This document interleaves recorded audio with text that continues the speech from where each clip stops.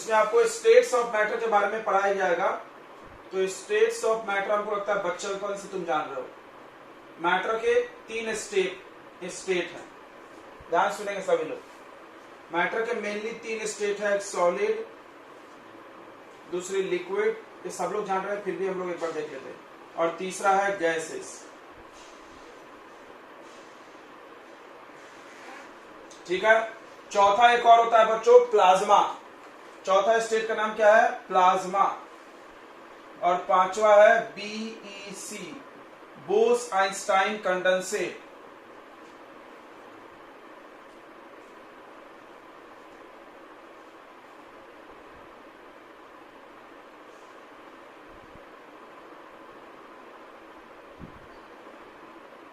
ठीक है,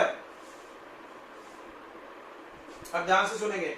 solid state अपने को 12th में पढ़ाया जाएगा, लिक्विड और गैसियस स्टेट यहां पे पढ़ना है 2। सबसे पहले इन्होंने टॉपिक जो पहला दिया है इस चैप्टर में, ध्यान सुनेंगे।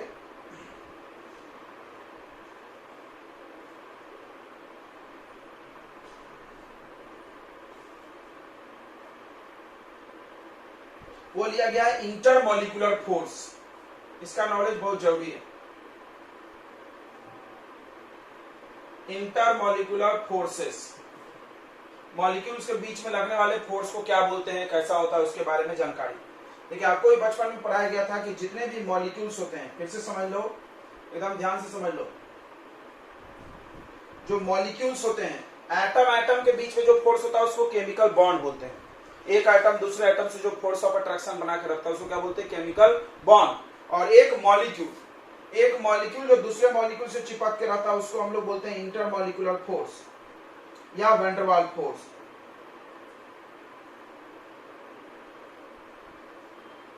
ठीक है, ध्यान से समझ लो। जैसे मेरे पास एक प्लस आयन है और एक माइनस आयन है, इसके बीच कौन सा फोर्स होता है? प्लस माइनस के बीच, बताइए। Ionic bond. कौन सा बॉन्ड होता है? Ionic bond. उसके बाद आपके पास 2 एटम होते हैं, तो उसके बीच कौन सा बॉन्ड होता है बच्चों? एटम एटम को कौन चिपका के रखता है? Covalent bond.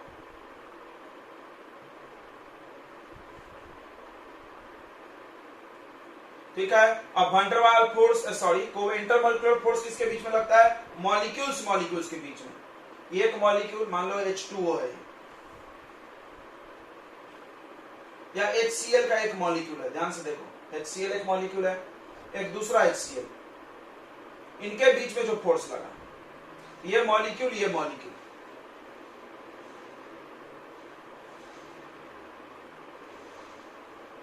इनके बीच में जो फोर्स लगा बच्चों, ध्यान सुनना, इनके बीच में जो फोर्स लगा उसका नाम रखा गया इंटरमॉलिक्यूलर फोर्स।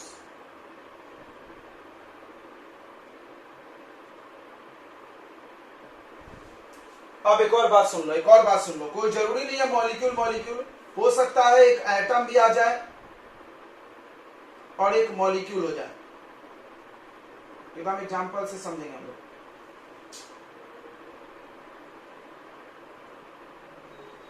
या हो सकता है दोनों एटम हो। अरे यार, तुम्हारा दिमाग पागल हो गया होगा नहीं?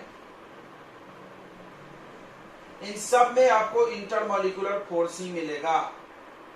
अब ये क्या है, तुम ध्यान से सुनना। इसमें एटम, किस एटम की बात कर रहे हैं हम लोग? नोबल गैस की। यहां पर जो एटम की बात किया हमने, वो कौन से एटम की बात कर रहे हैं? Noble gas. थोड़ा सुनो। नोबल गैस तुम जानते हो, helium, neon, argon, krypton, xenon और रेडॉन। इनकी कहानी सुने होगे तुमने, रेडॉन को हटा दो। इनकी कहानी सुने होगे। They do not form molecules, ये लोग तो मॉलिक्यूल बनाते ही नहीं है।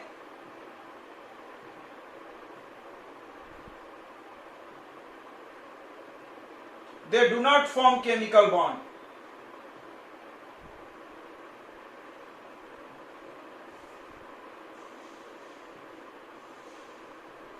अब तुम बोलोगे सर जेनन तो बनाता है, तो जेनन जो कंपाउंड बनाता है सिर्फ ऑक्सीजन और फ्लोरीन के साथ बनाता है, सबके साथ नहीं बनाता है।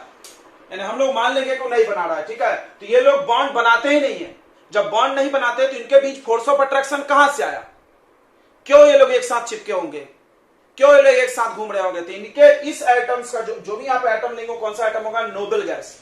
क्योंकि जितने भी दूसरे एटम है, कहानी को पूरा समझ लेना, हमारे पास पीरियोडिक टेबल में दो प्रकार के एटम है, एक जो अनस्टेबल नहीं है और एक पहले से स्टेबल है। जो बॉन्ड कौन बनाता है, तुम पर क्या हो, बॉन्ड कौन बनाता है? बॉन्ड वो बनाता है जिसको स्टेबिलिटी पाना है, जो अनस्टेबल है। स्टेबल तो कभी बॉन्ड नहीं बनाएगा। स्टेबल कौन है? Noble gas. Noble gas bond नहीं बनाएंगे। जब नोबल गैस बॉन्ड नहीं बनाएंगे तो नोबल गैस के एटम्स को पकड़ के कौन रखा होगा? भाई बॉन्ड तो बना नहीं, तो फिर कौन पकड़ के रखा हुआ है? तो वहां पर जो फोर्स लग रहा है उसको हम केमिकल बॉन्ड नहीं बोल सकते, वहां पे लगता है वैन डर वाल फोर्स। हमने पढ़ाया भी आपको, याद करो, हमने पढ़ाया था कि नोबल गैस का साइज बड़ा होता है क्योंकि इसका वैन डर वाल रेडियस नापा जाता है, अगर तुमको याद हो तो नोबल गैस के बीच में भी जो फोर्स लगता है वो इंटरमॉलिक्यूलर फोर्स ऑफ अट्रैक्शन ही होता है। तो ये एटम एटम में भी लगेगा। क्लियर हो गया? ये फोर्स जो इंटरमॉलिक्यूलर है एटम, कौन सा एटम? सारे एटम नहीं, जो स्टेबल है। स्टेबल कौन है? Noble gas. And noble gas का एक एटम नोबल गैस का दूसरा एटम को अट्रैक्ट करेगा, वो आपका होगा इंटरमॉलिक्यूलर फोर्स ऑफ अट्रैक्शन, जिसको हम लोग बार बार हम वैन डर वाल बोल रहे हैं, वैन डर वाल ही बोलते हैं इसको।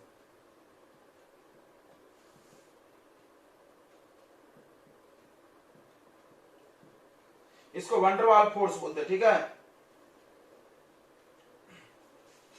तो ऐसा intermolecular force is called van der Waals force, याद रखो, साइंटिस्ट के नाम पे है। तो ये क्लियर हो गया। एटम मॉलिक्यूल, एक एटम दूसरा मॉलिक्यूल, वो भी अट्रैक्ट कर सकता है। एक एटम एटम, कौन सा एटम होना चाहिए? नोबल गैस का, क्योंकि दूसरे एटम केमिकल बॉन्ड बनाते हैं। तो अनस्टेबल एटम्स, मेटल हो नॉन मेटल हो, सब कोवेलेंट बॉन्ड बना लेते हैं। और जो स्टेबल एटम है उनके बीच में कौन सा फोर्स प्रेजेंट होता है? Intermolecular force of attraction. यही वाला आप लिख लेना यहां पे भी, और यही वाला यहां पे भी लिख लेना। इनको हम वैन डर वाल फोर्स भी बोल सकते हैं।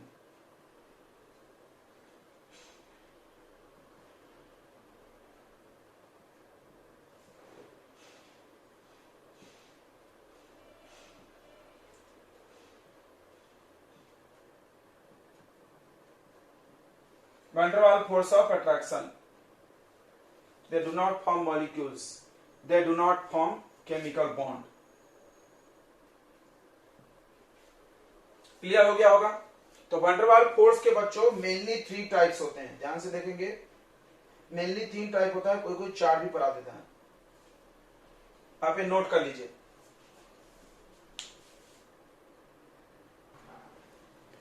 तो देखिए बच्चों, आपको 2 बातें क्लियर हो गई होगी, एक वैन डर वाल फोर्स और दूसरा बॉन्ड, केमिकल बॉन्ड। पिछले चैप्टर में आप केमिकल बॉन्ड पढ़े, यहां वैन डर वाल पढ़ रहे हैं, दोनों में डिफरेंस दिमाग में रखो। बॉन्ड हमेशा 2 अनस्टेबल लोगों के बीच में बनता है। एटम अनस्टेबल है, बॉन्ड बनाएगा। मेटल हो नॉन मेटल अनस्टेबल है, बॉन्ड बनाएगा स्टेबिलिटी के लिए। और जो वैन डर वाल फोर्स हमेशा 2 स्टेबल लोगों के बीच में होता है। अगर 2 एटम के बीच में वैन डर वाल फोर्स है तो पक्का वो दोनों एटम स्टेबल होगा, पक्का। अगर एक मॉलिक्यूल दूसरे मॉलिक्यूल के बीच में है तो फिर दोनों मॉलिक्यूल क्या होंगे? आपस में स्टेबल होंगे, तभी फोर्स आया है, ठीक है। उसके बाद बॉन्ड जो होता है वो स्ट्रॉन्गर होता है, और वैन डर वाल फोर्स उसके तुलना में बहुत कमजोर है, बहुत कमजोर है। क्यों? क्योंकि वैन डर वाल फोर्स में ऐसा कुछ ओवरलैपिंग वगैरह नहीं होता, या इलेक्ट्रोस्टैटिक फोर्स नहीं होता। जैसे बॉन्ड क्या होता है, प्लस माइनस के बीच में बनेगा, तो इलेक्ट्रोस्टैटिक फोर्स है, जो कि दुनिया का सेकेंड लार्जेस्ट स्ट्रॉन्गेस्ट फोर्स है। उसके बाद अगर आप देखो तो कोवलेंट बॉन्ड तो ओवरलैपिंग से ही बन जाता है, ओवरलैपिंग में तो और ज्यादा ताकत रहेगा। तो इस तरह से बॉन्ड ज्यादा मजबूत है covalent van der Waals force से। ये बात क्लियर हो गई, आप इसको नोट कर लेंगे। चलिए, तो अब हम लोग पढ़ने वाले हैं टाइप्स ऑफ वैन डर वाल फोर्सेस या इंटरमॉलिक्यूलर फोर्सेस, जो भी बोलो।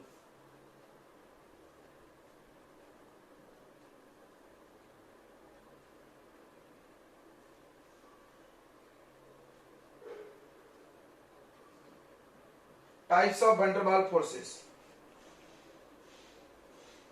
वैन डर वाल फोर्स के टाइप ध्यान से सुनेंगे। तो वैन डर वाल फोर्स का जो मेनली टाइप है वो पहला होता है बच्चों डाइपोल डाइपोल।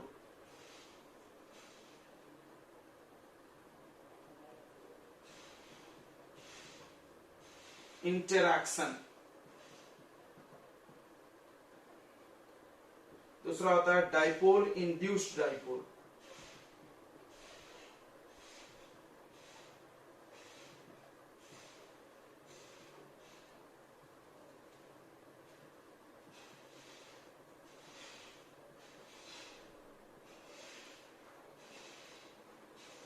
तीसरा होता है डिस्पर्सन फोर्स या लंदन फोर्स नाम है।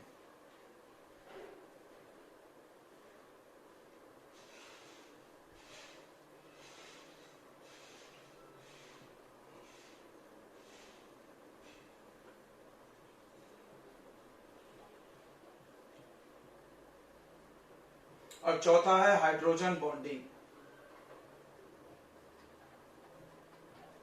तो हाइड्रोजन बॉन्डिंग का मस्ती है यार। हाइड्रोजन बॉन्ड केमिकल बॉन्ड में भी आता है, एटम एटम में भी बनता है और मॉलिक्यूल मॉलिक्यूल में भी देखता है। देखो देखो इधर देखो, HF एक मॉलिक्यूल है, दूसरा HF दूसरा मॉलिक्यूल है। ये सब अलग अलग मॉलिक्यूल को कौन जोड़ता है? Hydrogen bond. तो यहाँ पर एक वंडरवाल काम कर रहा है। अच्छा, और हमने बताया था ऐसा कंपाउंड जिसमें एक ही कंपाउंड का OH भी हो और एक ही कंपाउंड का H भी हो। तो ये बॉन्ड जो बनेगा हाइड्रोजन एटम का, उसको बोलेंगे हम लोग हाइड्रोजन बॉन्डिंग। किसमें बोलेंगे? वंडरवाल फोर्स में। फिर से सुन लो, हाइड्रोजन बॉन्ड क्या होता है? एक हाइड्रोजन एटम और दूसरा मोर इलेक्ट्रोनिगेटिव एटम के बीच में बॉन्ड बनता है। कौन कौन है more electronegative? Fluorine, nitrogen, oxygen. याद रखना, हाइड्रोजन और एटम के साथ अगर इनका बॉन्ड है तो वहां पे हाइड्रोजन बॉन्ड हो सकता है, बाकी कहीं नहीं हो सकता। याद रखना इस बात को। चलिए, तो types of van der Waals forces setting लगा दिए।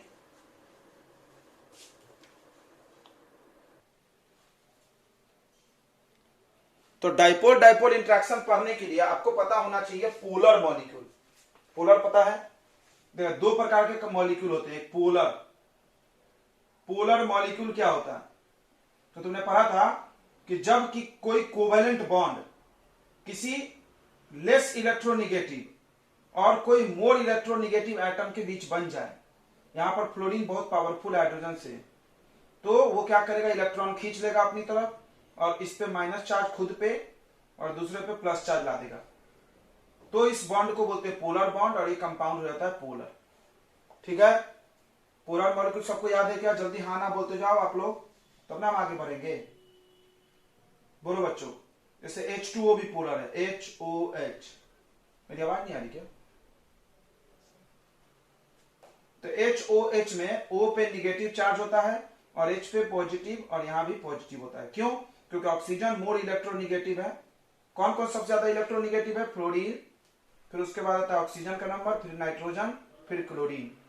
ये लोग अगर किसी के साथ बॉन्ड बनाएंगे, किसी दूसरे लोग के साथ, तो वो बॉन्ड पक्का पोलर होगा। ये हाई इलेक्ट्रोनिगेटिव होते हैं। ठीक है, क्या आपको ये याद है?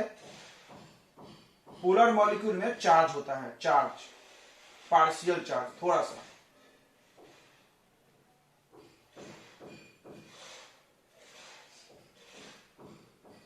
ठीक है, चलिए, तो मेरे पास दो पोलर मॉलिक्यूल है, ध्यान से देखो।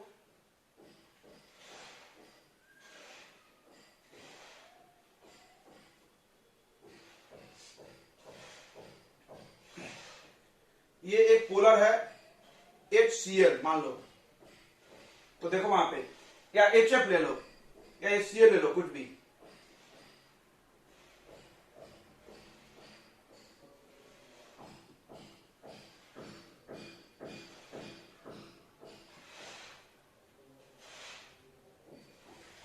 ठीक है, तो पोलर नॉन पोलर की जानकारी बहुत आवश्यक है समझने के लिए, नहीं तो समझेगा नहीं। ठीक है, तो ये देखो, एक फ्लोरीन मॉलिक्यूल ले लो F2, ये एक मॉलिक्यूल है, बिल्कुल मॉलिक्यूल है। यहां पर हमने कौन सा मॉलिक्यूल लिया? HF लिया। और कौन सा लिए? H2O लिए। ये दोनों क्या है? मॉलिक्यूल है बच्चों। मॉलिक्यूल समझता है ना? Group of atom is called molecule. एक से ज्यादा एटम जुड़ जाए तो क्या बोलते हैं उसको? मॉलिक्यूल। तो ये भी एक मॉलिक्यूल है, ये भी एक मॉलिक्यूल है। इनमें देखो चार्जेस हैं। F2 में देखो, फ्लोरीन फ्लोरीन में कोई किसी का बॉन्ड नहीं खींच सकता, क्योंकि दोनों तो सेम पावर का है, इसमें कोई चार्ज नहीं आएगा। ठीक है, या O2 देख लो, या H2 देख लो, या Cl2 देख लो, ये सब लोग नॉन पोलर है। ठीक है, तो पोलर का डेफिनेशन होता है जिसका डाइपोल मोमेंट जीरो नहीं हो। म्यू सिंबल है डाइपोल मोमेंट का, देखते हैं ना तुम, mu is not zero. Dipole moment zero नहीं, इनका डाइपोल मोमेंट क्या होता है? जीरो। ठीक है, यही पोलर नॉन पोलर का डेफिनेशन में याद रखेंगे सभी लोग, ध्यान आ गया? अब चलो इधर आ जाओ। तो अब डाइपोल, डाइपोल नाम याद करो, डाइपोल, डाई मतलब दो, पोल मतलब चार। ये देखो चार, मतलब ये वाला फोर्स उन्हीं पे लग सकता है, उन्हीं दो लोगों के बीच में लगेगा जिनमें चार्जेस होना चाहिए आपस में। अब याद करो केमिस्ट्री में बहुत सारे ऐसे कंपाउंड है जिनमें थोड़ा मोड़ा चार्ज है, तो अब इनके बीच में एक फोर्स बन जाएगा, थोड़ा सा वीक रहेगा, उतना मजबूत नहीं रहेगा लेकिन रहेगा।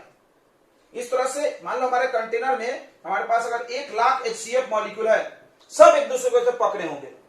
हमारे पास कंटेनर में अगर वाटर मॉलिक्यूल 1,00,000, सब एक दूसरे को पकड़े होंगे, और भी जितने पोलर मॉलिक्यूल है सब एक दूसरे को पकड़ के होंगे, जिसको आप बचपन में इंटर मॉलिक्यूलर फोर्स बोल के बहुत पढ़े हो। 9th स्टैंडर्ड याद करिए, डायग्राम पढ़ाया जाता है, ये सॉलिड है, ये लिक्विड है, पढ़ाया गया है, और ये गैस है, पढ़े हो कि नहीं? क्या पढ़ाया गया था कि सॉलिड उसको बोलते हैं जिसका फोर्स ऑफ इंटरमॉलिक्यूलर फोर्स बहुत मजबूत हो।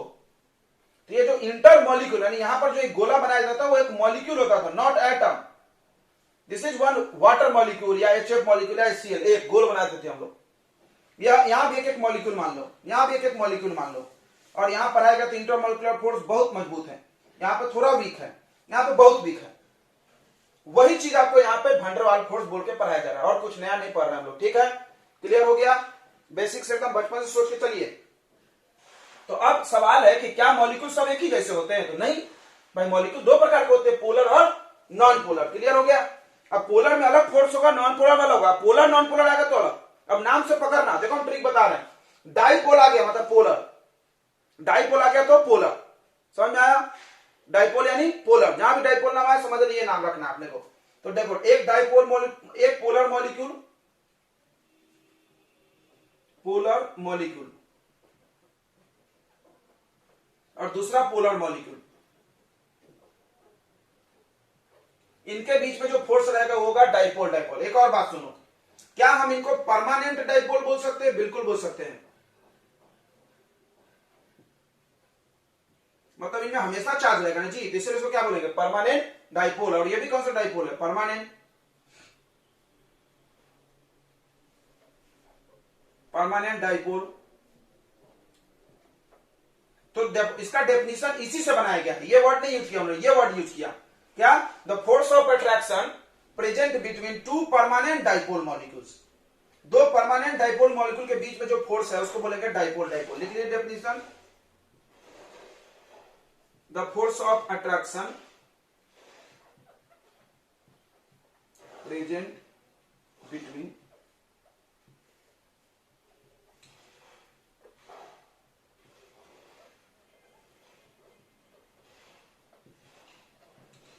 two permanent dipole molecules is called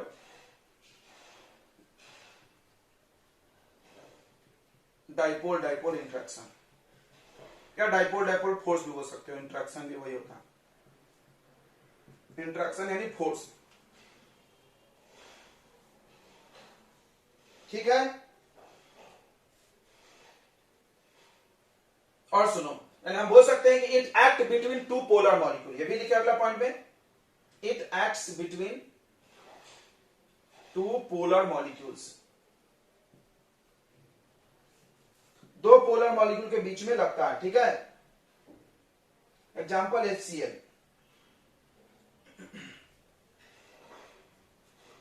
अब सुनो, ये जो फोर्स ऑफ अट्रैक्शन होता है, ध्यान सुनेंगे, ये जो डाइपोल डाइपोल इंट्रैक्शन है, डाइपोल डाइपोल इंट्रैक्शन, इसको बड़ा इंपॉर्टेंट है, ये बात सुनना ध्यान से। Is proportional to 1/r³। मतलब सर, मतलब कि जैसे जैसे दूरी बढ़ाओगे ये फोर्स कम होगा, क्यूब पावर कम होगा। मतलब अगर हम डिस्टेंस को देखो, समझना इसको, डिस्टेंस को मान लो हमने 2 टाइम्स बढ़ा दिया तो फोर्स कितना कम हो जाएगा? 1/2 का पावर 3। 2 का पावर 3 कितना होगा? 8 टाइम्स। मान लो हमने 2 टाइम्स डिस्टेंस को इंक्रीज किया, ये भी लिखते चलो। दैट इज, इसका ही मतलब है, if distance between molecules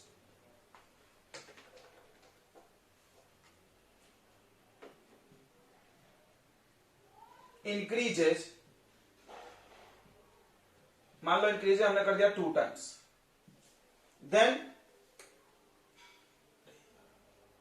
then force decreases by 8 times। Force 8 गुना, अगर मान लो ने 3 टाइम्स बढ़ाया होता तो 1/3 का पावर 3 का पावर 3 कितना होता बताइए? 27 टाइम्स घटता। तो बहुत जल्दी जल्दी घट रहा है, ठीक है। और एक इंपॉर्टेंट बात, ये आपने नोट कर लिया ना, पोलर नॉन पोलर बड़ा इंपॉर्टेंट है ये, ठीक है। और एक इंपॉर्टेंट बात, ये जो हमने आपको 4 टाइप पढ़ाया, 4 टाइप में आप 3 की तुलना पहले कर ले, चौथा बाद में, मतलब लंदन फोर्स एक पढ़ाए और एक डाइपोल इंड्यूस डाइपोल, 3 नाम लिखे ना, नाम याद हुआ? डाइपोल डाइपोल, एक डाइपोल इंड्यूस डाइपोल और दूसरा नाम है लंदन फोर्स। उन तीनों में ये सबसे मजबूत है, उन तीनों में बॉन्ड से तीनों कमजोर है। एक दिमाग में रखो, वंडरवाल फोर्स दिमाग में डालो, van der Waals force is weaker then chemical bond. लिखे ना आपने ये पॉइंट कहीं भी? ये पॉइंट लिखे कि नहीं लिखे? बिल्कुल लिख लो नोट में इसको। Van der Waals force is weaker then, कोई भी वंडरवाल फोर्स हो, केमिकल बॉन्ड, ये हमेशा दिमाग में रखना है। और एक चीज आप पढ़े हो, वो भी आप दिला दे रहे हैं कि वंडरवाल रेडियस भी ज्यादा होता है कोवेलेंट रेडियस से। पढ़े हो ना? पढ़े हो? हाँ, मतलब याद है ना, 2 कोवेलेंट बॉन्ड लोग बनाया, इनके बीच का दूरी नापे और 2 मॉलिक्यूल के बीच का दूरी नापे। देखो ये 2 मॉलिक्यूल हो गए, याद करो, हम सब पढ़ाए। 2 मॉलिक्यूल के बीच का दूरी नापोगे तो ये ज्यादा मिलेगा, और 2 एटम के बीच का दूरी नापोगे तो क्या मिलेगा? कम। ये भी पढ़े हो, ये भी नोट कर सकते हो तुम चाहो तो नोट में कि वंडरवाल फोर्स, देखो थोड़ा समझो इसको, ध्यान से समझना। देखो फोर्स और डिस्टेंस एक दूसरे का उल्टा होता है, बचपन से सुने हो तुम, बचपन से सुने हो। देखो याद दिला रहे बचपन की बात, बचपन में आपको पढ़ाया गया था कि सॉलिड के बीच में फोर्स बहुत ज्यादा और दूरी बहुत कम, पढ़ाया गया है, याद करो। इंटरमोलिकुलर फोर्स बहुत ज्यादा और इंटरमोलिकुलर डिस्टेंस बहुत कम, यानी डिस्टेंस और फोर्स एक दूसरे का उल्टा है, हमेशा से उल्टा है, हर जगह उल्टा है। ये चीज आप उसको यहां पे इंप्लीमेंट कर लो। भाई देखो वंडरवाल फोर्स कमजोर है तो दूरी क्या होगा? ज्यादा।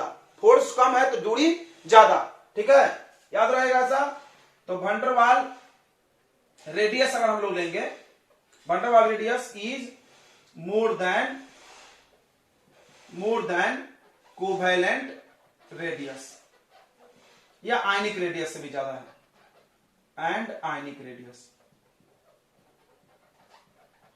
मतलब हम 2 आयन के बीच का दूरी नापे, साइज नापे, और 2 एटम के बीच का साइज नापे, और 2 मॉलिक्यूल के बीच का नापे, तो मॉलिक्यूल के बीच का दूरी ज्यादा आ जाएगा। ठीक है, क्लियर हो गया? ये क्लियर हुआ क्या ये पॉइंट? वंडरवाल का दूरी, और नहीं तो नहीं क्लियर हो तो इससे उल्टा कर लो भाई, फोर्स कमजोर दूरी ज्यादा, बस सीधा बात। ये इस नोट में लिखेंगे, यहां इस पॉइंट का नहीं है, वो वंडरवाल के बारे में है, वंडरवाल फोर्स के बारे में हो, ठीक है। तो हम क्या बता रहे थे कि ये जो फोर्स है, वंडरवाल के जो 3 टाइप है उनसे मजबूत है। इसको लिख लो यहां पे कि dipole dipole interaction, dipole dipole force is stronger than London force and dipole induce dipole force. नाम याद हो रहा है क्या? बाद में बहुत नाम का काम पड़ता है। डाइपोल इंड्यूस डाइपोल, देखो नाम याद करो, dipole dipole, dipole induce dipole और लंदन फोर्स। तो इन दोनों से ये मजबूत है, ठीक है। इन दोनों में कौन मजबूत है? Dipole induce dipole. जहां भी डाइपोल आ गया वो मजबूत होगा, क्योंकि प्लस माइनस के बीच ज्यादा फोर्स होता है, तुमको भी पता है, बिना चार्ज वालों की अपेक्षा। ठीक है, ये बात क्लियर हो गया बच्चों? जल्दी बताइए।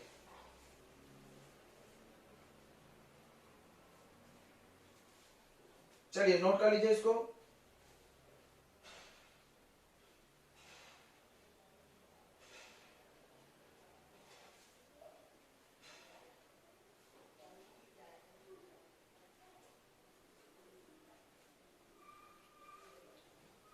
चलिए तो दूसरा टाइप हम लोग पढ़ते हैं बच्चों, ये हो गया डाइपोल डाइपोल, समझ गया। अब अगला डाइपोल इंड्यूस डाइपोल, एक इंड्यूस डाइपोल आ जाएगा। लास्ट पॉइंट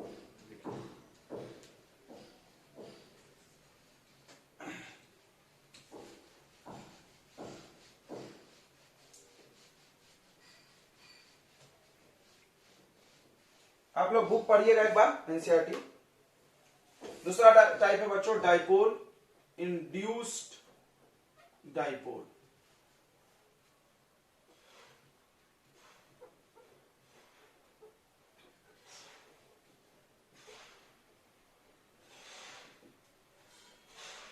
अब इसमें क्या होता है बच्चों, ध्यान समझना।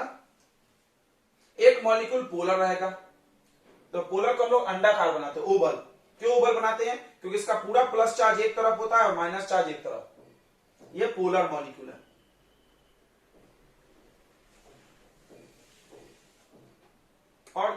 और दूसरा है नॉन पोलर। नॉन पोलर कैसे बनाया था? डॉट। क्यों भाई? क्योंकि इसका प्लस चार्ज और माइनस चार्ज सब एक ही जगह होता है। याद रखना, फिजिक्स कैसे, केमिस्ट्री में कैसे लोग मानते हैं पोलर नॉन पोलर मॉलिक्यूल को? बोलते हैं कि पोलर मॉलिक्यूल वो है जिसका प्लस का सेंटर अलग है, माइनस का सेंटर अलग, यानी प्लस चार्ज अलग है, माइनस चार्ज अलग। और नॉन पोलर को कैसे बनाते हैं? ऐसे, मतलब इसका प्लस चार्ज भी यहीं पे है और माइनस चार्ज भी यहीं पे है, तो टोटल चार्ज कितना हो गया? 0। प्लस माइनस सब एक जगह है, मतलब टोटल चार्ज 0। थोड़ा सा फिजिक्स में अगर आप चलोगे तो सेंटर ऑफ मास हम आपको बताए थे, जैसे मास का सेंटर होता है, हर वस्तु का मास बीच में होता है, सेंटर पे होता है, ठीक है। जैसे ये पेन है, पेन का सेंटर कहां है? आप पेन को हाथ पे रखो, एक जगह बैलेंस हो जाती है, मतलब वहां पे उसका पूरा मास लग रहा है नहीं, बट लग रहा है वहां पे, उस पॉइंट के अबाउट बैलेंस। उसी तरह चार्ज का भी एक सेंटर होता है, याद रखना, हर ऑब्जेक्ट के, हर मॉलिक्यूल के अंदर एक चार्ज का सेंटर होता है। तो अगर प्लस चार्ज का सेंटर और माइनस चार्ज का सेंटर एक के ऊपर एक हो, कॉइंसाइड कर जाए, कॉइंसाइड मतलब एक के ऊपर एक, तो टोटल चार्ज 0। मॉलिक्यूल की बात कर रहे हैं, एटम में मत कंफ्यूज होना बच्चों, एटम में कंफ्यूज मत होना। नहीं तो कोई बोला सर एटम में तो न्यूक्लियस बीच में होता है, इलेक्ट्रॉन अगल बगल घूमता, आप बोल रहे एक ही जगह होता है।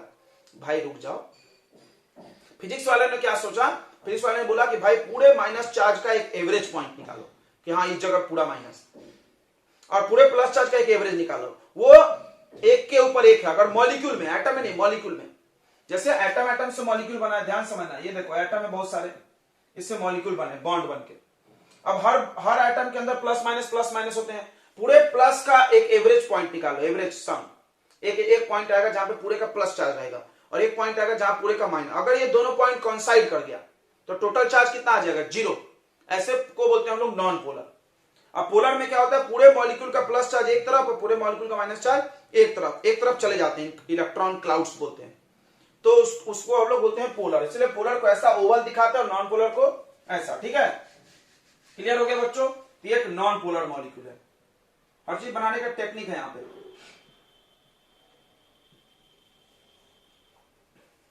ठीक है, अब क्या होगा ध्यान सुनना, तुमने एक चीज पढ़ा होगा, नहीं पढ़े तो अभी पढ़ो, इंडक्शन। एक चीज आपको हर चीज एक्स्ट्रा पढ़ा रहे हैं, साइड में देखो, जो भी हम पढ़ा रहे हैं एक्स्ट्रा नॉलेज साइड में, इसको आप कॉपी के साइड में रखिएगा, नोट में। इंडक्शन पढ़ा रहे हैं क्योंकि यहां पे इंड्यूस नाम आ गया। इंडक्शन यानी होता है प्रभावित होना। इंडक्शन यानी क्या होता है? प्रभावित होना। आप हिंदी लिख सकते हो चाहो तो। अब थोड़ा समझना इसको, जैसे हमारे पास एक प्लस चार्ज का ऑब्जेक्ट है, थोड़ा समझना, एक प्लस चार्ज का ऑब्जेक्ट है, पॉजिटिव चार्ज। अब यहां पर हम एक अनचार्ज ऑब्जेक्ट लाए, अनचार्ज मतलब नॉन पोलर, कोई चार्ज नहीं, अभी इस पे नहीं दिख रहा है, अंदर लेकिन टोटल प्लस माइनस एक जगह है, टोटल चार्ज कितना हो गया? 0। ये अनचार्ज दिख रहा है, अनचार्ज दिख रहा है। क्या इसमें कोई चार्ज नहीं है? भाई चार्ज तो एटम में पैदाइशी उसका चार्ज से हुआ है, एटम का पैदाइश कैसे हुआ है? चार्ज से हुआ है। Electron, proton, minus, plus charge तो है, बट दिख क्यों नहीं रहा सर? तो पूरा प्लस का एक सेंटर होगा, माइनस का सेंटर एक जगह है, प्लस चार्ज माइनस चार्ज एक ही जगह पर है, तो टोटल चार्ज 0 दिख रहा है। अब क्या होगा? जैसे इसको प्लस चार्ज के बगल में आप रखोगे तो प्लस चार्ज क्या करेगा? इसके अंदर के पूरे माइनस को अपनी तरफ खींचने लगेगा, खींच लेगा कि नहीं? माइनस है इसमें, और पूरे प्लस को धकेल के दूर कर देगा। अब यह गोल से ओवल हो जाएगा, ठीक है। तो अब देखो ये कैसा बन गया? डाइपोल बन गया ना।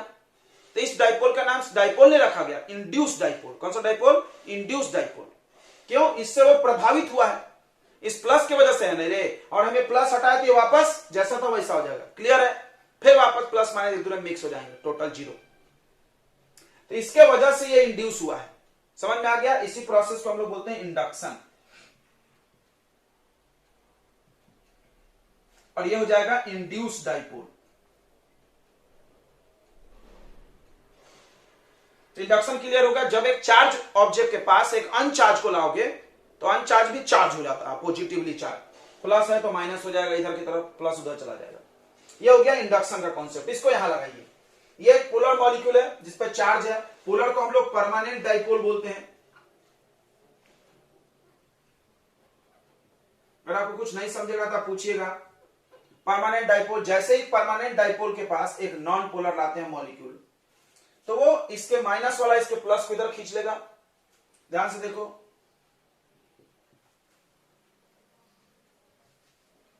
ये ऐसा हो जाएगा, इसमें प्लस चार्ज इधर आ जाएंगे और माइनस चार्ज इधर। तो ये थोड़ी देर के लिए डाइपोल बना है, इसी को हम लोग बोलते हैं इंड्यूस्ड डाइपोल। तो अगर हम इसको परमानेंट डाइपोल बोलते हैं, सोचना, अगर हम इसको परमानेंट डाइपोल, हमेशा प्लस माइनस अलग ही रहेगा इसमें। अगर बच्चों हम इसको परमानेंट डाइपोल बोलते हैं तो इसको क्या बोलेंगे? इसको बोलेंगे इंड्यूस्ड डाइपोल। ठीक है, टेम्पररी डाइपोल बोल सकते हैं, टेम्पररी टेम्पररी डाइपोल बिल्कुल बोल सकते हैं, थोड़ी देर के लिए हुआ है भाई। तो यही वर्ड से डेफिनेशन बनाया इन्होंने, क्या? The force of attraction present between permanent dipole and induced dipole. एक परमानेंट डाइपोल और एक इंड्यूस्ड डाइपोल के बीच में फोर्स ऑफ अट्रैक्शन। ये देखो, फोर्स ऑफ अट्रैक्शन आ गया, उसको हम लोग बोलते हैं डाइपोल इंड्यूस्ड डाइपोल फोर्स। ठीक है, तो डेफिनेशन लिख लेंगे हम लोग, the force of attraction present between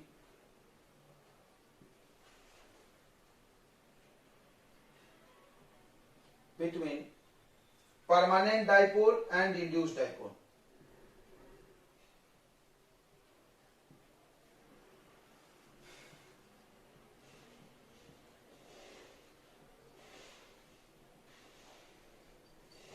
अब समझ रहे हैं इंड्यूस्ड डाइपोल का मतलब? उससे प्रभावित होकर बना है, प्रभावित वर्ड याद रखें, induced dipole is called dipole induced dipole force।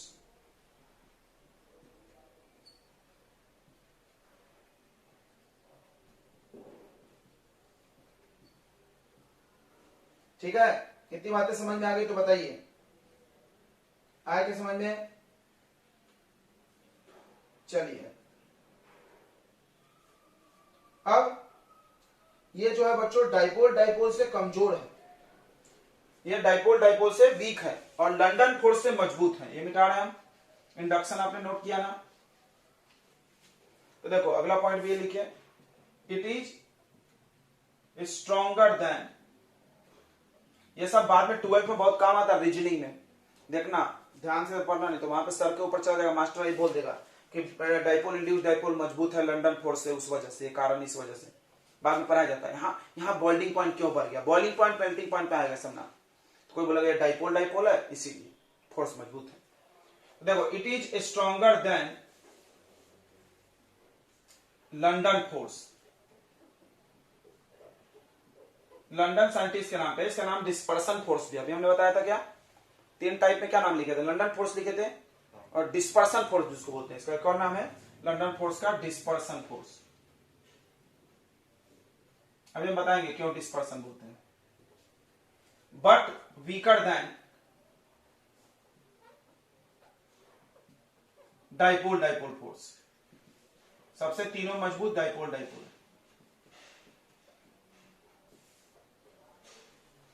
चलिए, इतनी बात समझ में आ गई। अगला सुनना, ये जो आपका डाइपोल इंड्यूस्ड डाइपोल फोर्स है,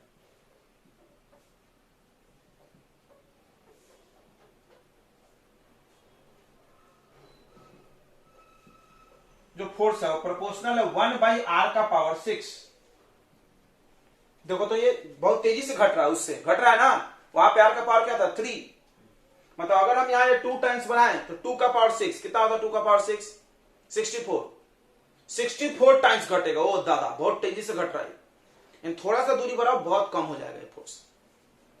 ठीक है, तो ये डिस्टेंस बढ़ाने पे घटेगा बहुत तेजी से। If distance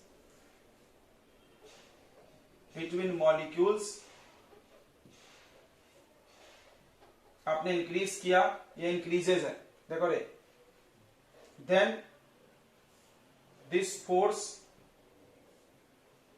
decreases very fastly, बहुत तेजी से घटेगा। ठीक है, इतनी बातें समझ में आ गई तो बताइए, बोलिए।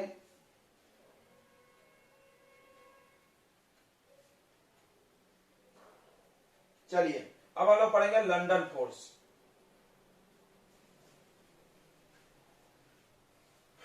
तो ये पोलर नॉन पोलर में लगता है, देखो बहुत आसान है, बाद में सम भी बताएंगे, बहुत आसान लगेगा।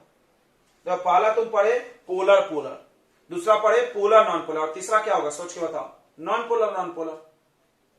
भाई दो ही प्रकार का मॉलिक्यूल है ना, पोलर और नॉन पोलर। पहला पढ़े आप पोलर पोलर के बीच में फोर्स, दूसरा पढ़े पोलर नॉन पोलर, और आखिरी है नॉन पोलर नॉन पोलर।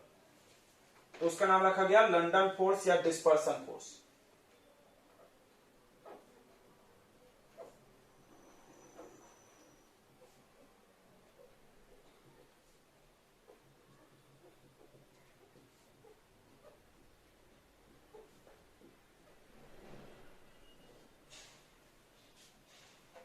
तो इसका नाम लंदन फोर्स क्यों पड़ा? इसके साइंटिस्ट का ही नाम लंदन, वो लंदन शहर नहीं है, उनके नाम में ही लंदन है, वो अपने सरनेम से नाम रख दिया जिसने खोजा। ठीक है, इसका डिस्कवरी जो किया था बच्चों, वो एक साइंटिस्ट थे, उनका नाम था Fritz London.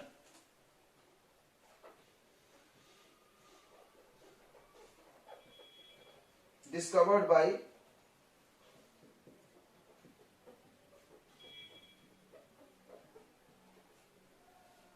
So it is called, इसीलिए इसको लंदन फोर्स बोलते हैं।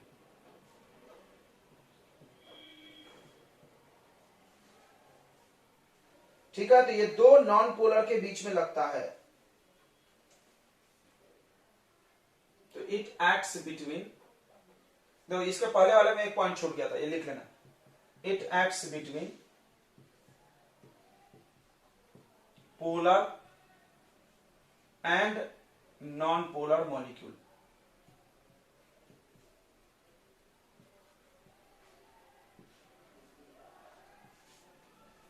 या एटम, सुनना, एटम भी नॉन पोलर होता है। एटम भी क्या होता है? Non polar. कैसे? एटम तो तुम जानते हो, एटम में क्या होता है? बीच में प्रोटॉन और आजू बाजू इलेक्ट्रॉन। टोटल एटम क्या होता है? Neutral. Atom is neutral. Neutral मतलब क्या में आएगा? नॉन पोलर में। मतलब ये वाला फोर्स जो हो सकता है, एक मॉलिक्यूल एक एटम, या दोनों मॉलिक्यूल, उसमें एक पोलर होना चाहिए, दूसरा नॉन पोलर। जहां भी नॉन पोलर आएगा वहां एटम लिख सकते हैं। पोलर में एटम नहीं लिख सकते, क्योंकि एटम पोलर नहीं होता। एटम पे चार्ज कितना होता है? 0। तो तुम खुद सोचो, ये दोनों नॉन पोलर में लगता है। It acts between two non polar molecules.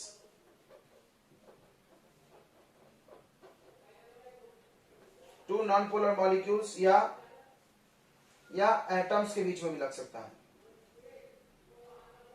और acts between two electrically neutral atom.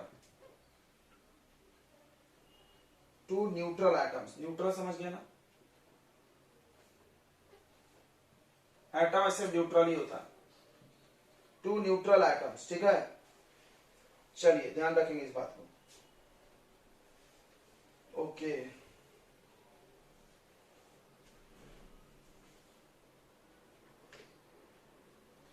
समझ में आ गया? देखो एटम, एटम आपको बताए थे कौन सा एटम होगा? Noble gas. कौन सा एटम? Noble gas. मतलब मेरे पास एक एटम हो या एक मॉलिक्यूल भी हो सकता है, एटम भी हो सकता है।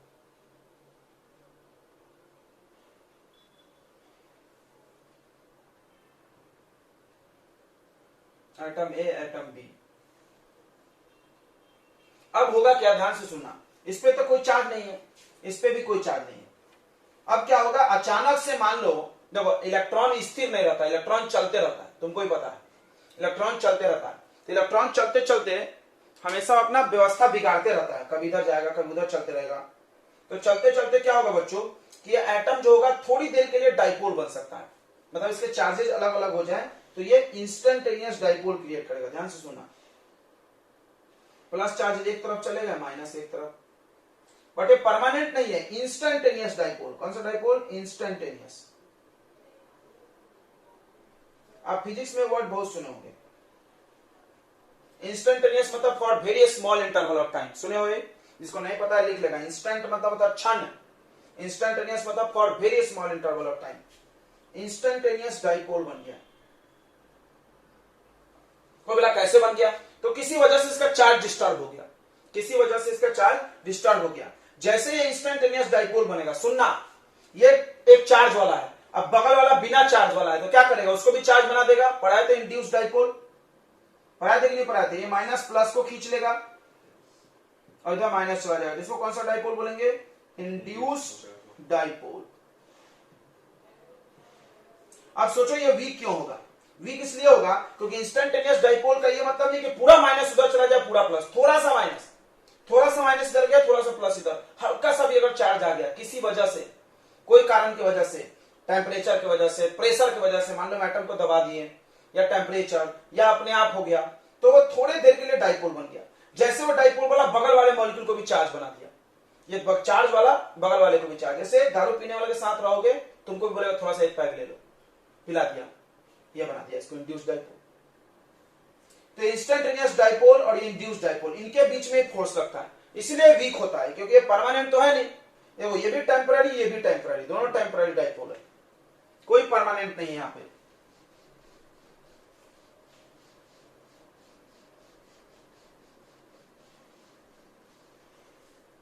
देखिए इसका डेफिनेशन यही लिखा था, the force of attraction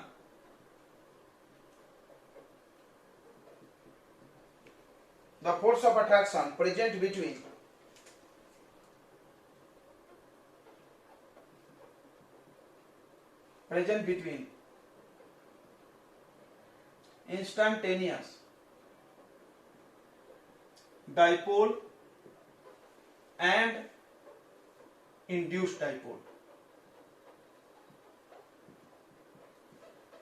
is called dispersion force। अब सुनना, डिस्पर्सन क्या है? क्या आप डिस्पर्सन साइंस में पढ़े हो? बिल्कुल पढ़े हो, 10th में लाइट चैप्टर में, डिस्पर्सन ऑफ लाइट। हाँ याद आया, एक सफेद कलर का लाइट पास किए, 7 रंग में टूट गया, उसको बोलते हैं डिस्पर्सन। डिस्पर्सन यानी अलग होना, टूटना। चलिए देखिए, ये एटम ठीक ठाक था, हो किसी कारणवश ये टूट गया, मतलब अलग हो गए, चार्जेस अलग हो गए, इसलिए इसका नाम कहां से बना गया? अलग होने से क्या नाम निकाला इन्होंने? डिस्पर्सन। याद हो गया होगा? तो ये डिस्पर्सन फोर्स की कहानी है, ठीक है। तीनों में सबसे कमजोर होता है, ये वीकेस्ट है, चारों में बोलो, it is weakest type of van der Waals force. ये वंडरवाल के जो 3-4 बेटे हैं, उनमें सबसे कमजोर बेटा है। इसका भी वेरिएशन 1/r का पावर 6 होता है। इसका वेरिएशन कितना होता है बच्चों? 1/r का पावर 6।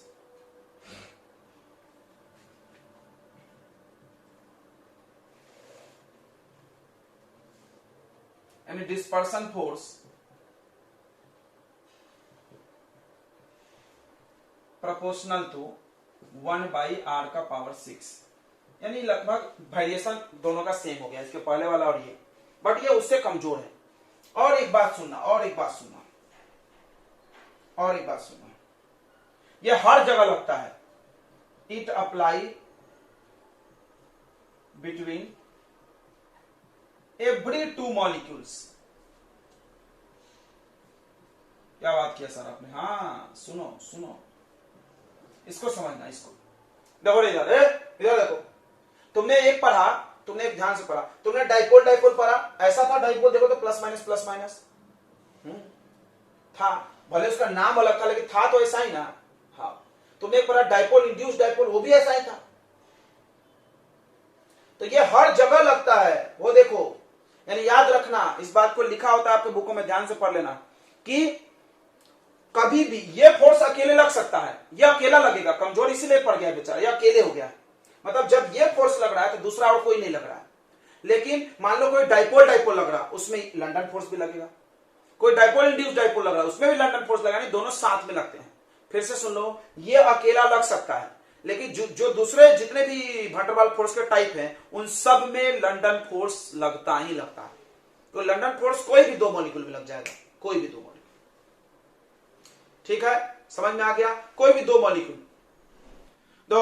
तो लंदन फोर्स को आप ऐसा समझिए कि कोई भी 2 मॉलिक्यूल जिसपे टोटल चार्ज 0 हो, दिमाग में आ जाएगा, कोई भी 2 मॉलिक्यूल जिसमें टोटल, चलो फिर से फ्लैशबैक में जाओ, तुम पोलर पढ़े, पोलर में भी टोटल चार्ज तो जीरो होता है ना, और इधर प्लस इधर माइनस, टोटल चार्ज जीरो। तो इंड्यूस डाइपोल पड़े, उसमें भी प्लस इधर आगे माइनस दे, टोटल चार्ज कितना है जीरो, जितना प्लस इधर उतना ही माइनस इधर। तो उन सभी जगह लंदन फोर्स लगेगा। नहीं तुम ऐसा बोलो कि लंदन फोर्स हर जगह लगता है, लेकिन डाइपोल लगने के लिए शर्त है पोलर होना चाहिए। डाइपोल इंड्यूस के लिए शर्त है एक पोलर और एक नॉन पोलर होना चाहिए। इसके लिए कोई कंडीशन नहीं है। तुम बोलोगे सर आपने बोला दो नॉन पोलर के बीच में लगता है, यह शर्त होगा नहीं। नॉन पोलर में भी लगता है, एटम्स में भी लग जाता है, कोई भी न्यूट्रल में। देखो कोई भी ऐसा स्पीसीज जो क्या हो, न्यूट्रल हो, एटम्स या मॉलिक्यूल दोनों लिख लो। कोई भी एटम या मॉलिक्यूल पूरा पूरा न्यूट्रल होना चाहिए, पूरा पूरा चार्ज सम करके जीरो होना चाहिए, उसमें पक्का ये लगेगा। ठीक है, तो ये हर जगह एक साथ कंबाइंडली काम करता है, याद रहेगा इस बात को। आप चाहो तो लिख भी सकते हैं इसको। किसी कोई डाउट है तो पूछ सकते हैं, बोलिए कोई डाउट है?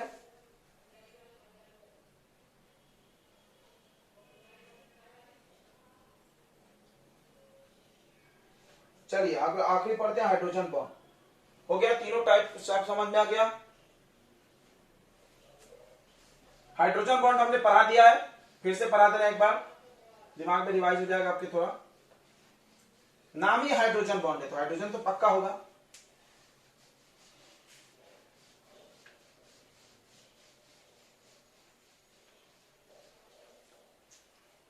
चलिए अगला हाइड्रोजन बॉन्ड है। कोई बोलेगा सर ये तो बॉन्ड आपने लिखा है तो मॉलिक्यूल कैसे हुआ? तो बिल्कुल हुआ, आपने पढ़ा है कि वहां पे मॉलिक्यूल के बीच में भी लगता है। ठीक है, तो हाइड्रोजन बॉन्ड कब बनता है सबको पता है, hydrogen atom and electronegative atom के बीच में।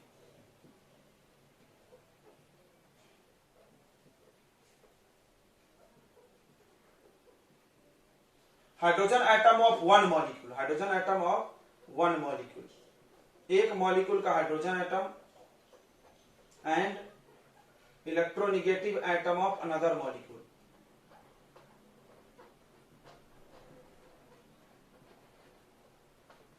another molecule.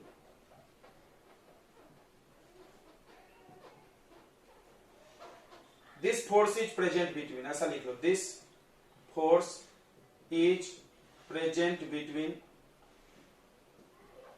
ये फोर्स प्रेजेंट होता है हाइड्रोजन एटम एक मॉलिक्यूल का दूसरा इलेक्ट्रोनिगेटिव। सुनो जैसे HF बेस्ट एग्जांपल, HF में F पे माइनस चार्ज होता है और H पे प्लस। तुम देखो इसमें हम HF ले रहे, इसके पर हमने HCl लिया था क्योंकि HCl में हाइड्रोजन बॉन्ड नहीं लगता, याद रखना HCl में हाइड्रोजन बॉन्ड नहीं लगता, क्लोरीन का इलेक्ट्रोनिगेटिविटी कम है।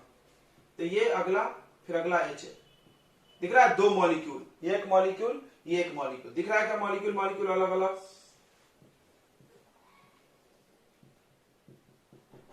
और ये तीनों में सबसे मजबूत है, चारों में, stronger than all types.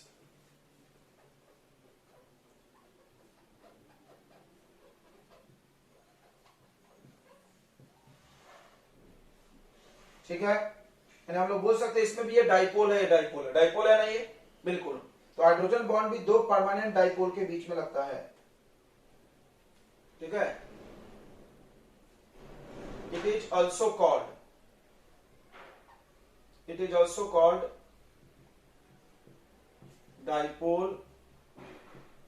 Dipole interaction. इसको हम लोग डाइपोल इंट्रैक्शन भी बोल सकते हैं बच्चों। ठीक है, क्यों तुमको दिख रहा ना, ये भी डाइपोल ये भी डाइपोल। फिर हाइड्रोजन बॉन्ड क्यों अलग पढ़ा रहे हैं, क्योंकि इसमें अलग कहानी है, हाइड्रोजन एटम होना चाहिए और मोर इलेक्ट्रोनिगेटिव। बट डाइपोल के लिए ऐसा तुम याद करो, इसमें दो कंडीशन था कि हाइड्रोजन का डायरेक्ट बॉन्ड होना चाहिए।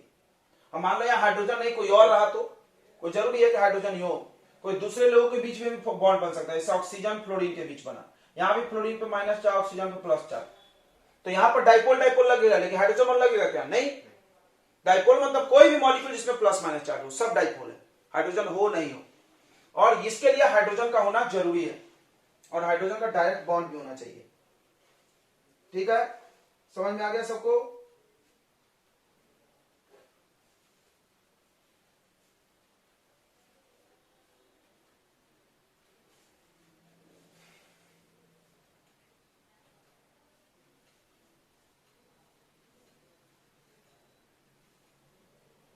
चलिए नोट कर लीजिए इतना।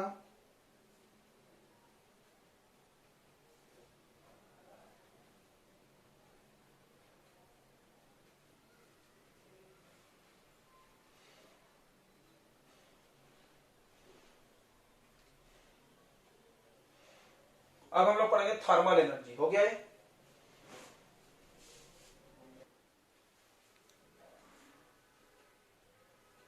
तो बच्चों थर्मल एनर्जी क्या होता है? तो आपको पता होगा कि सॉलिड हो, लिक्विड हो, गैस हो। आपने पढ़ा है कि सॉलिड के जो मॉलिक्यूल्स होते हैं वो अपने जगह पे वाइब्रेट करते हैं। डिग डिग डिग डिग डिग डिग डिग। सुने हो कि नहीं सुने हो? जो सॉलिड के मॉलिक्यूल्स होते हैं बच्चों अपने जगह पे ना वाइब्रेट करते हैं, क्योंकि चलने के लिए इनके पास जगह नहीं होता है, बस वो ऐसे हिलते हैं। एक मॉलिक्यूल बना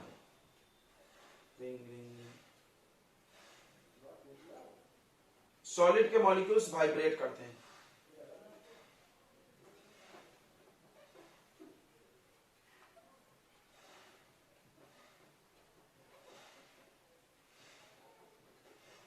चलते नहीं है। लिक्विड के जो मॉलिक्यूल्स होते हैं बच्चों, लिक्विड के, वो चलते हैं। थोड़ा थोड़ा चलेंगे, थोड़ा थोड़ा जगह खाली है इनमें, जिगजैग मोशन, टेढ़ा मेढ़ा, टुक टुक, यहां जगह टुक टुक टुक टुक टुक टुक टुक टुक टुक, आपस में टकरा टकरा के सब चल रहे हैं। तो लिक्विड के मॉलिक्यूल्स में थोड़ा सा मोशन होता है।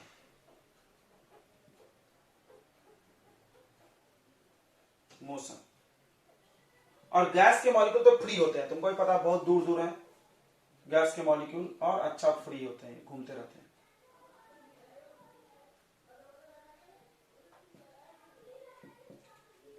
Free to move. इनके बीच में जो फोर्स होता है वो बहुत कमजोर होता है।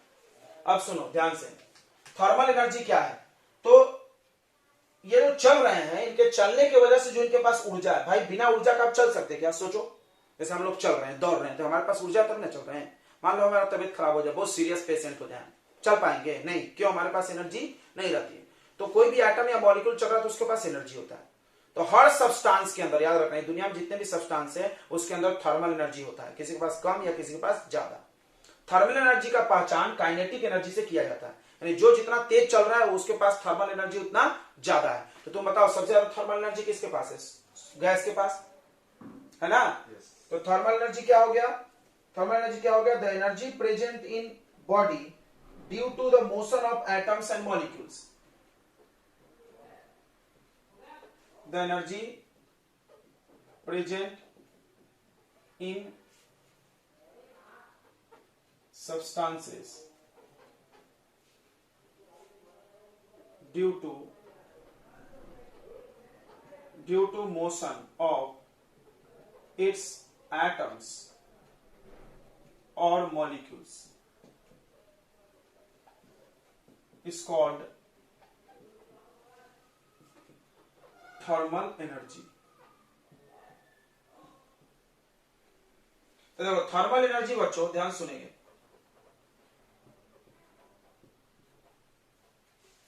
थर्मल एनर्जी जो होता है वो डायरेक्टली प्रोपोर्शनल है काइनेटिक एनर्जी ऑफ मॉलिक्यूल्स।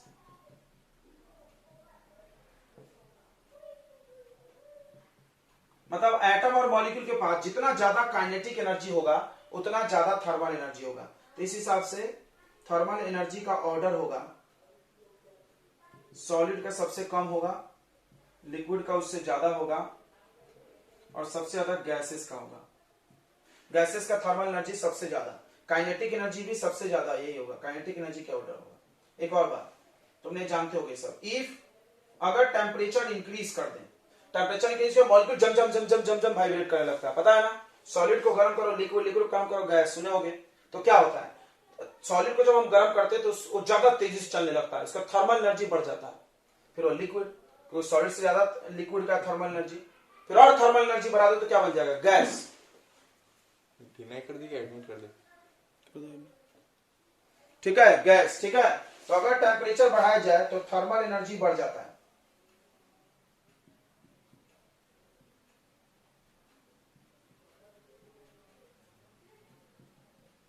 आप बोल सकते हो कि थर्मल एनर्जी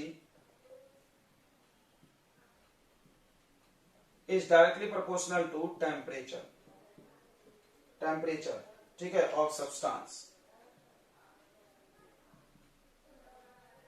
जैसे कि एग्जांपल ले लो, मेरे पास एक हॉट एयर है और एक कोल्ड एयर है, किसके पार्टिकल का थर्मल एनर्जी ज्यादा होगा? हॉट एयर का होगा ज्यादा थर्मल एनर्जी। टेम्परेचर बढ़ाओ थर्मल एनर्जी बढ़ जाएगा, ठीक है। चलिए आगे बढ़ते हैं। अब थर्मल एनर्जी की वजह से ऑब्जेक्ट चल रहे हैं तो उस मोशन का नाम रखा गया thermal motion. Thermal motion,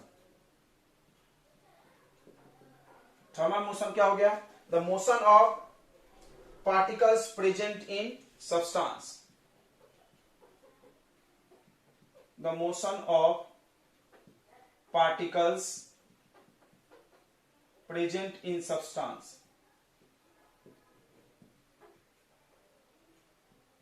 substance में जो पार्टिकल्स हैं उसके मोशन की वजह से जो एनर्जी प्रेजेंट है, thermal motion of particle present in thermal motion, the motion of particles present in substance is called thermal motion.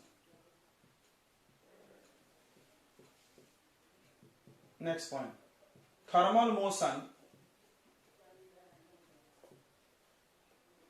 is directly proportional to thermal energy, मतलब जिसका थर्मल एनर्जी ज्यादा उसका थर्मल मोशन भी ज्यादा। ये समझो सबसे ज्यादा थर्मल मोशन किस में होगा? गैस में। समझ में आ गया कि नहीं आ गया? दो नाम है बस ये, थर्मल थर्मल। थर्मल मोशन भी सॉलिड का सबसे कम, सॉलिड में करते नहीं, उसके बाद लिक्विड, और सबसे ज्यादा फास्ट मोशन किस में होगा? गैसेस में। गैसेस में सबसे फास्ट मोशन होगा बच्चों, ठीक है, तो गैसेस का काइनेटिक एनर्जी ज्यादा होता है। चलिए अब हम लोग देखते हैं कैसे स्टेट चेंज होता है, सॉलिड से लिक्विड, लिक्विड से गैस। इतना नोट कर लीजिए। तो यहां से हम लोग को पढ़ना है इंटरमॉलिक्यूलर फोर्स और थर्मल एनर्जी में रिलेशन। तो वो एक दूसरे का उल्टा होता है, वो इसमें रॉकेट साइंस नहीं है, सबको समझ रहा है। थर्मल एनर्जी सबसे ज्यादा गैस का है। थर्मल एनर्जी मतलब मोशन, याद रखो, जो जम से चलेगा उसका एनर्जी ज्यादा। काइनेटिक एनर्जी याद रखना, थर्मल एनर्जी कैसे याद रखो? Kinetic energy. तो सबसे ज्यादा थर्मल एनर्जी गैस का होता है, तो इंटरमॉलिक्यूलर फोर्स सबसे कम होता है। यानी फोर्स और थर्मल एनर्जी एक दूसरे का कैसा है? इनवर्सली प्रोपोर्शनल, इनवर्सली प्रोपोर्शनल है। ध्यान से सुनना, इसका मतलब कि अगर हम थर्मल एनर्जी बढ़ा दें तो उनके बीच का फोर्स क्या हो जाएगा? टुक टुक टुक टुक टुक टुक कम। जैसे हम थर्मल एनर्जी बढ़ा देंगे तो इंटरमॉलिक्यूलर फोर्स क्या होता जाएगा? कम कम कम कम कम कम। इसीलिए सॉलिड लिक्विड गैस चेंज होता है। यानी अगर थर्मल एनर्जी नहीं हो तो स्टेट चेंज नहीं हो सकता है। यह स्टेट चेंज करा रहा है, मतलब थर्मल एनर्जी को बढ़ा दो, इंटरमॉलिक्यूलर फोर्स घट जाएगा। थर्मल एनर्जी कैसे बढ़ेगा? टेम्परेचर से, तुमको पता, अभी पढ़ा है। तो देखो इंटरमॉलिक्यूलर फोर्स तो तुमको पता ही है, इसमें क्या बताया तुमको, लिख ही दिया हमने। इसमें थर्मल एनर्जी सबसे कम,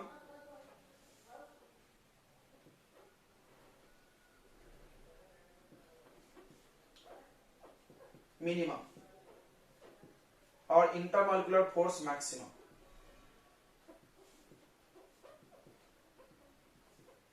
यानी अगर, ध्यान सुनो, अगर थर्मल एनर्जी बढ़ा दिया जाए, अगर थर्मल एनर्जी इंक्रीज हो जाए, कैसे इंक्रीज होगा? टेम्परेचर इंक्रीज करने से बोला, बराबर। टेम्परेचर इंक्रीज करो, थर्मल एनर्जी बढ़ेगा, देन इंटरमॉलिक्यूलर फोर्स घट जाएगा। इंटरमॉलिक्यूलर फोर्स से जो होगा वो डिक्रीज होगा और स्टेट चेंज हो जाएगा। यानी स्टेट चेंज करने के लिए कौन जिम्मेदार है? Thermal energy. कौन जिम्मेदार है? थर्मल एनर्जी, याद रखेंगे। चलिए इतना समझ में आ गया ना? बस आगे बढ़ते हैं हम लोग। तो दो चीज आप सीख के जा रहे हो यहां से, thermal energy, intermolecular force. Thermal energy कैसे बढ़ेगा घटेगा? टेम्परेचर से। थर्मल एनर्जी स्टेट चेंज करने में मदद करता है। कौन सा किस स्टेट में होगा? ज्यादा थर्मल एनर्जी होगा तो गैस होगा, कम थर्मल एनर्जी होगा तो लिक्विड, सॉलिड। देखो तो थर्मल एनर्जी ज्यादा है गैस का, इसीलिए गैस के पार्टिकल चलते रहते हैं। जैसे तुम्हारे क्लास में 2-3 बच्चे हैं तो बदमाश बच्चे बम घूमते रहते हैं, क्यों? उनका एनर्जी ज्यादा है, पढ़ाई लिखाई में कोई काम नहीं है, बस सारा एनर्जी घूमने में लगा है। समझ में आ गया? थर्मल एनर्जी उनका ज्यादा है, इंटरमॉलिक्यूलर फोर्स कम। पापा मम्मी का फोर्स नहीं लग रहा उनपे, पिटाई नहीं हुई उनकी। चलो इतनी बातें समझ में आ गई। तो अब हम लोग पढ़ेंगे बच्चों गैसियस स्टेट के बारे में। तो हम लोग गैसियस स्टेट पढ़ने वाले हैं, इसमें उल्टा पढ़ाया गया है, पहले गैसियस पढ़ा दिए। तो गैस के बारे में तुम पढ़ोगे, डेफिनेशन क्या होता है, unfixed volume and unfixed shape.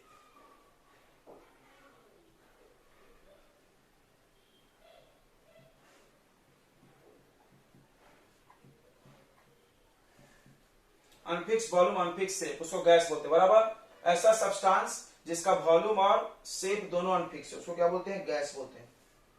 ठीक है। गैस हमारे एटमॉस्फेयर में बहुत सारे गैस हैं, सबको पता है। देखो ये अर्थ है,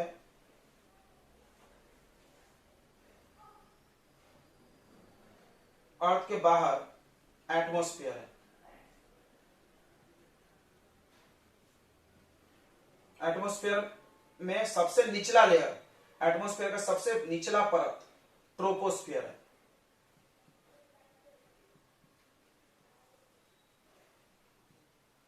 ट्रोपोस्फियर याद रखना, एटमॉस्फेयर के 5 लेयर है, उसमें पहला लेयर ट्रोपोस्फियर।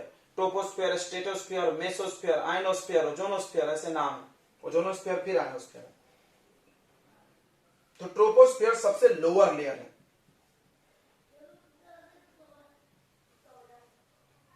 इस ट्रोपोस्फियर में ध्यान सुनेंगे, ट्रोपोस्फियर है ऑल गैसेस, वाटर वेपर, सारे गैस है और वाटर वेपर है। क्यों है, क्यों है, due to gravitational force of earth.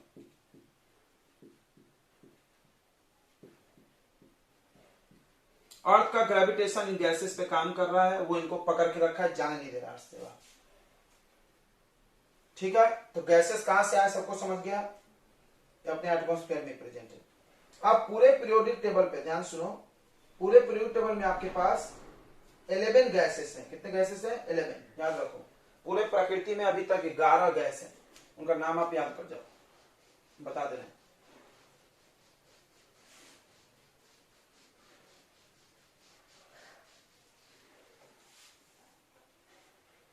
There are 11 gases.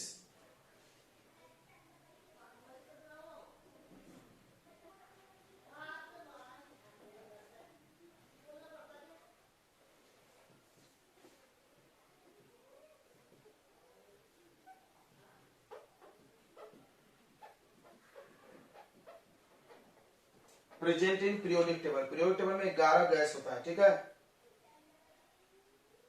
कौन सा गैस है, तो सबसे पहला ग्रुप में हाइड्रोजन है। उसके बाद आप चले जाइए ग्रुप नंबर 16, 17 और 18, 15 में भी एक है। पीरियोडिक टेबल सबको याद है ना। 15 में नाइट्रोजन है, 16 में ऑक्सीजन है, 17 में आपको फ्लोरीन, क्लोरीन, 2 गैस है, ब्रोमीन लिक्विड है और आयोडीन सॉलिड है, याद रखना। और 18 में सब गैस है, helium, neon, argon, krypton, xenon और रेडॉन, सब गैसेस है, गिन लो। 11 गैसेस टोटल। गैस की प्रॉपर्टी तो आप पढ़े होगे बीच बचपन में, क्या गैस कंप्रेस होता है, आसानी से दबा सकते हैं हम इसको, इसके बीच में फोर्स सबसे कम। अभी पढ़े तुम 2 प्रॉपर्टी, थर्मल एनर्जी सबसे ज्यादा गैस का। प्रॉपर्टीज ऑफ गैसेस, तो पहला प्रॉपर्टी है हाईली कंप्रेसिबल।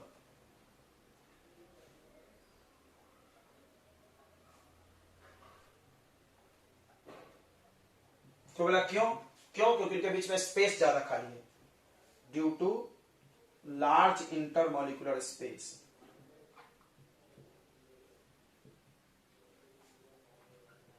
इनके बीच में जो स्पेस है बच्चों बहुत ज्यादा है, इसीलिए। उसके बाद होता है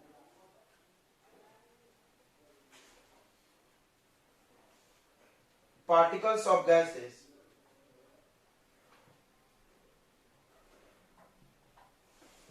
apply equal pressure in all directions। तो बोला क्यों, देखो एक कंटेनर ले लो, इसमें गैस के पार्टिकल भर दो, तो गैस के पार्टिकल बार बार जाके कंटेनर के वॉल से टकराएंगे और टकरा टकरा के इस पे फोर्स लगाएंगे, जहां फोर्स है वहां प्रेशर होगा, force per unit area pressure, due to high kinetic energy. Kinetic energy ज्यादा, इसीलिए लोग जाके प्रेशर लगाते हैं, उसको ठोकते रहते हैं।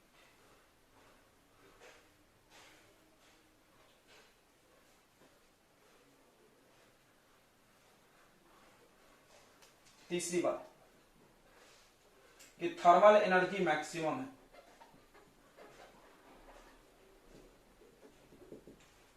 चौथी बात, इंटरमॉलिक्यूलर फोर्स कमजोर है, अभी लिखे थे हमने, intermolecular force inversely proportional thermal energy.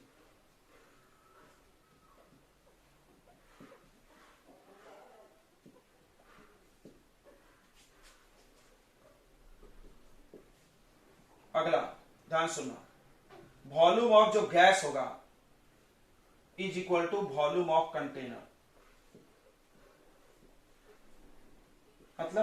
मतलब मान लो, देखो इधर 10 लीटर का कंटेनर है, ये डब्बा 10 लीटर, इसमें हम गैस भर दें, चाहे हम 1 लीटर भरे चाहे हम 2 लीटर गैस भरे, पूरा गैस फैल के भर जाएगा, तो गैस का भी वॉल्यूम कितना लेंगे, 10 लीटर। ध्यान समझना, बड़ा इंपॉर्टेंट कॉन्सेप्ट है ये, बचपन में तुमको पढ़ाया गया था, गैस का अनफिक्स वॉल्यूम है, इसको समझो। गैस का जो वॉल्यूम होता है वो कंटेनर के वॉल्यूम के बराबर, ये बात आपको साबित करेगा अनफिक्स। जैसे मेरे पास 2 लीटर का कंटेनर है, उसमें हम 100 ग्राम गैस डाले तो उसका वॉल्यूम 2 लीटर, कहां फिक्स है। फिर या 1 लीटर गैस ले लो, उसको आप 1 लीटर के बॉक्स में रखो तो उसका वॉल्यूम 1 लीटर, 2 लीटर के बॉक्स में रखो तो गैस का वॉल्यूम 2 लीटर, क्योंकि गैस का वॉल्यूम किसके बराबर होता है, कंटेनर के। उसको 5 लीटर कंटेनर में डाल दो तो उसका वॉल्यूम 5, तो क्या फिक्स है गैस का वॉल्यूम, नहीं, ध्यान लिख दो। सो इसीलिए volume of gases are not fix.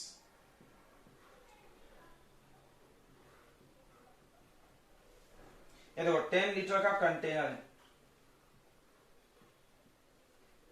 तो इसके अंदर 10 लीटर गैस भी होगा, ठीक है। इतनी बातें आप नोट कर लिए।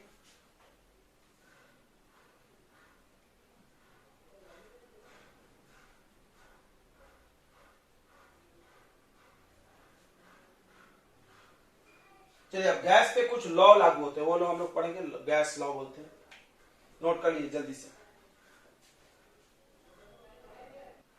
लॉ है वोगाड्रो लॉ, गेलुसक लॉ, 4 लॉ है, ठीक है। ध्यान सुन ले, आपको बता देंगे, बहुत आसानी से याद भी करा देंगे चारों लॉ।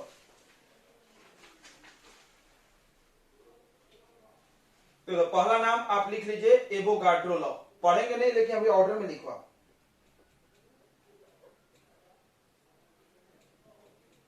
एवोगाड्रो लॉ, दूसरा बॉयल्स लॉ,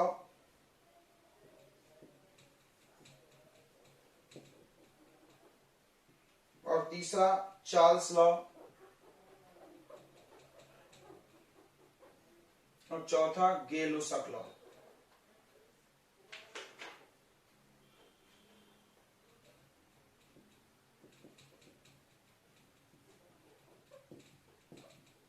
सुनो, हम आपको एक बार में चारों लॉ याद करा सकते हैं, अगर ध्यान दे मेरी बात में। आपको एक लाइन याद करना है बच्चों, पीबी इक्वल टू एनआरटी। देखो इस लाइन को रटो, इसको बोलते हैं आइडियल गैस इक्वेशन, अभी आगे मिलेगा बहुत डिटेल में, आइडियल गैस इक्वेशन। ध्यान से सुनेंगे, मेरा इंपॉर्टेंट, बहुत इंपॉर्टेंट चीज सिखा रहे हैं। अब ये चारों लॉ इसी में प्रेजेंट है, चारों लॉ देखो हमने ऑर्डर में लिखा है, ए बी सी दिख रहा है, ए बी सी जी, आराम से याद हो जाएगा। ए बी सी डी पढ़े होगे ना, तो ए बी सी डी नहीं है, जी है यहाँ पे। Avogadro law, Boyle's law, Charles law, Gay Lussac law, याद करो, ठीक है। अब देखो यहां से एक एक पकड़ना है, ध्यान से देखना बच्चों, एकदम प्रेम पूर्वक। तो हम किसको किसको पकड़ रहे हैं, पहला एक इधर इधर, फिर एक इधर इधर, ऐसा पकड़ना। दो, V is directly proportional to N, यह है पहला लॉ, एवोगाड्रो लॉ 1। फिर P, देखो ध्यान से, PV equal to constant, PV equal to constant रहेगा तो V इधर चला जाएगा डिवाइड में, तो P प्रोपोर्शनल टू 1/V, समझा। P into V equal to constant, constant. अच्छा, P for pressure, V for volume, N है नंबर ऑफ मोल्स, N क्या है, नंबर ऑफ मोल्स, सबकी जानकारी जरूरी है। R को बोलते हैं गैस कांस्टेंट, R को क्या बोलते हैं, गैस कांस्टेंट। देखो ये गैस लॉ पढ़ रहे थे, सब कुछ गैस गैस वाला आएगा। T फॉर टेम्परेचर, ठीक है, सारा प्रेशर, वॉल्यूम, मोल, गैस कांस्टेंट, टेम्परेचर, चारों चीजें समझ गया, पांचों। इसमें से ये हमेशा कांस्टेंट है, ये कभी नहीं बदलता, नाम ही है गैस कांस्टेंट। तो अब देखो सबसे पहला law, V is proportional to N, कौन सा लॉ? एवोगाड्रो लॉ, यानी गैस का वॉल्यूम मोल्स के प्रोपोर्शनल है, जितना ज्यादा मोल लोगे उतना ज्यादा वॉल्यूम होगा, सीधी बात है। अगला है pressure is proportional to, inversely proportional to volume, pressure inversely proportional to volume, कौन सा लॉ है? Boyle's law. कौन सा लॉ है बच्चों?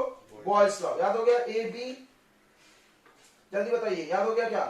अब चार्ल्स लॉ सुनिए, चार्ल्स लॉ ध्यान सुनिए, फिर अब पकड़िए वॉल्यूम टेम्परेचर। देखो एक एक पकड़ रहे हैं, देखो पहला वॉल्यूम लिए, फिर प्रेशर लिए, फिर वॉल्यूम लेंगे। जाओ पहला, volume is proportional to N, clear. फिर अगला हम प्रेशर से देखेंगे, प्रेशर प्रोपोर्शनल टू वॉल्यूम। फिर अगला वॉल्यूम से देखेंगे, volume is proportional to temperature, यानी गैस को गर्म करोगे फैल जाता है। देखो पढ़े हो तुम ये सब बातें, जानते भी हो। तो ये लॉ भी गैस फॉलो करता है। ये कौन सा लॉ है? Charles law. गेल-लुसाक लॉ, खुद सोचो क्या बचा, हम तुमको बता रहे हैं। देखो फिर से, पी वी हो गया, यस सर, वी एन हो गया, यस सर, ठीक है। अब देखो वी और टी हो गया, यस सर। अब कौन बचा? पी और टी। कौन बचा? पी और टी। देखो पी और टी डायरेक्टली प्रोपोर्शनल होगा, तो pressure is directly proportional to temperature. ये कौन सा लॉ हो जाएगा? Gay Lussac law. फिर से एक बार, फिर से एक बार, जल्दी जल्दी हो गया होगा, फिर से एक बार पूरा मिटा दो। चलिए, पीवी इक्वल टू एनआरटी, दिमाग में हमने क्या क्या बैठा लिया है? पीवी इक्वल टू एनआरटी याद कर गए, चार नाम याद कर गए, पूरे लॉ याद रहेंगे। पहला लॉ वॉल्यूम से चालू होगा, देखो volume is directly proportional to mole, ये एवोगाड्रो लॉ। वॉल्यूम का वाली खत्म, अब प्रेशर, तो प्रेशर के साथ वॉल्यूम का रिलेशन, तो pressure is proportional to 1 by volume. ये कौन सा लॉ है बताइए? Boyle's law. फिर अगला किसकी बारी आएगी बताइए? प्रेशर वॉल्यूम हो गया 2 नंबर, ये 1 नंबर। तीसरा कौन सी बारी आएगी? प्रेशर ले लिए तो volume, volume is directly proportional to temperature. ये कौन सा लॉ होगा बताइए? Charles law.